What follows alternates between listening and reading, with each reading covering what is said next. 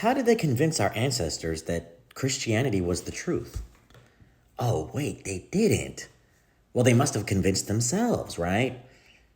No, it's not like they had the freedom to pick up the Bible and read it in their language in its entirety and decide, this is the ultimate truth.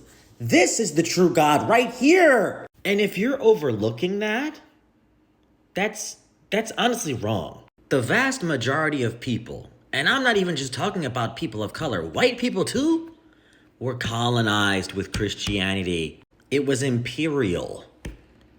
Do you think people inside the empire had a choice? No. And at least according to biblical lore, the Egyptians had like plagues and miracles that they were looking at to think, you know what?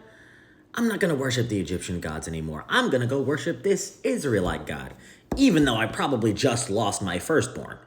But let's say it was people that had like a firstborn daughter and not son, and maybe they were fine, they didn't lose a son. It's not like the colonizers were going from country to country, setting up an altar with a sacrifice on it and calling down fire from heaven to convince these people that this is the true God. They weren't doing any of that. It was forced. If you make people believe they need saving, if you make them demonize what they've already believed in, it's probably easier to convince them of your religion being true. Especially in Africa, I don't know what spiritual encounters Africans have when it comes to spirits and like voices and encounters, whatever. But if they're made to feel that they need saving from that and they find that safety and security in Christianity and it seems like these spiritual encounters stop, then they might just turn to Christianity. And to me, what's funny is I have never, not once, in the most recent history of Africa, seen Jesus act in the behalf of any African or descendant of Africans. Not once. The only way that Jesus acts is if black people believe that he's acting. They find ways for him to supposedly be acting. They'll assign accountability and responsibility from somebody else's actions to Jesus. Harriet Tubman, she was called Moses. Who told you that? And if she was a Christian, again, was it by choice? No matter where you were, if you were a slave, if you were in South America, if you were in North America, if you were a Native American, your languages were taken from you, your cultures were taken from you, and your religions were taken from you. And you were forced to worship this God. You weren't convinced. And now you have the descendants of those that were forced to worship this God going to bat for him like crazy when he's never deserved it. He's never even proven his godship once. Not once. The people who thought it was their manifest destiny from this God did wicked, evil things to your ancestors and to the animals on the land where your ancestors were and to the land. There was no proof. There was no evidence. There was just that stupid book. A book is not enough. And yes, I'm allowed to say that if I'm supposed to believe in something. I can set the parameter for what I believe in my life. A book is not good enough because the people in said book didn't need a book to believe in that God. They had flames of fire on their heads. They were speaking other languages miraculously. What happened to that? The only reason that people who look like me worship the God from Israel is because our identities were erased. They separated us from our original beliefs. What else were the children of slaves supposed to worship when they didn't speak their ancestors' language? They couldn't learn about the gods of their ancestors because they didn't know their ancestors. They didn't speak the language of their ancestors. And y'all stay going to bat for Jesus because you're afraid. You're so afraid of Jesus, yet he's supposed to be this loving God, but you're so afraid of God. You're so afraid.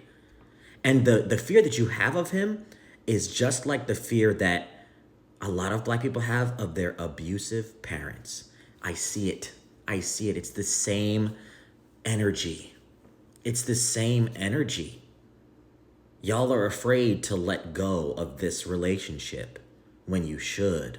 So many people think that they should just love their parents because they're their parents, but their parents are abusive and toxic and just sperm donors and baby carriers, not actual parents. Yeah, they provided for you, but how much damage did they do in the meantime? But with this God, he's never even provided for you. You owe more to your parents and your ancestors than you do to that God. If you feel like you owe things to a creator, fine. But there's a lot of creator gods out there. And you've arrived at the ancient Israelite one because it was forced onto your ancestors. That's the only reason.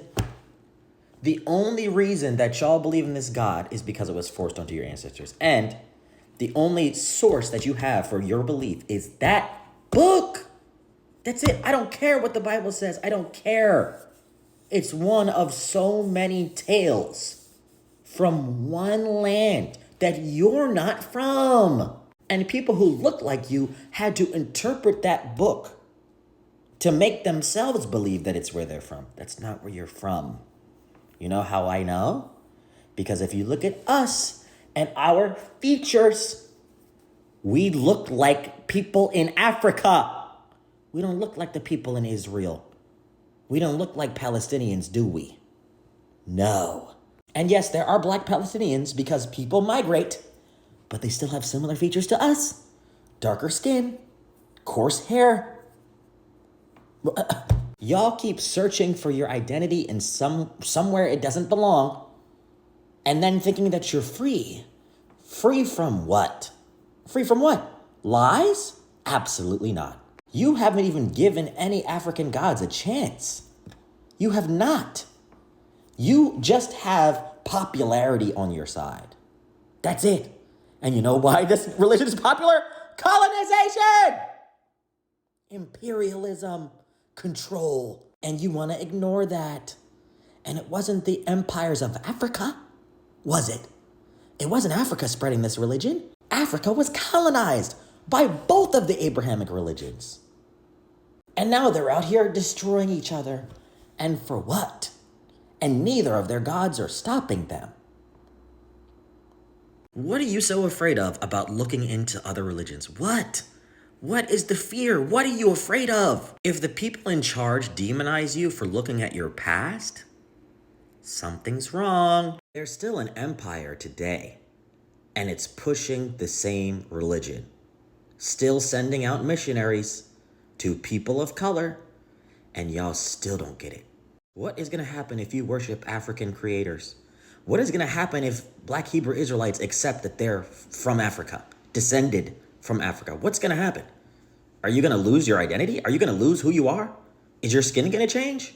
Who knows if you even appreciate that skin? Wake up. Wake up. At least do some research. Try it out. And if you think that the devil is motivating me to do this, you're brainwashed. If you think the devil wants you to look at your history to understand what was stripped from your ancestors, you're deluded. You're confused. Don't you think the ones who are controlling your mind and your money would be the ones who you shouldn't trust? Come on.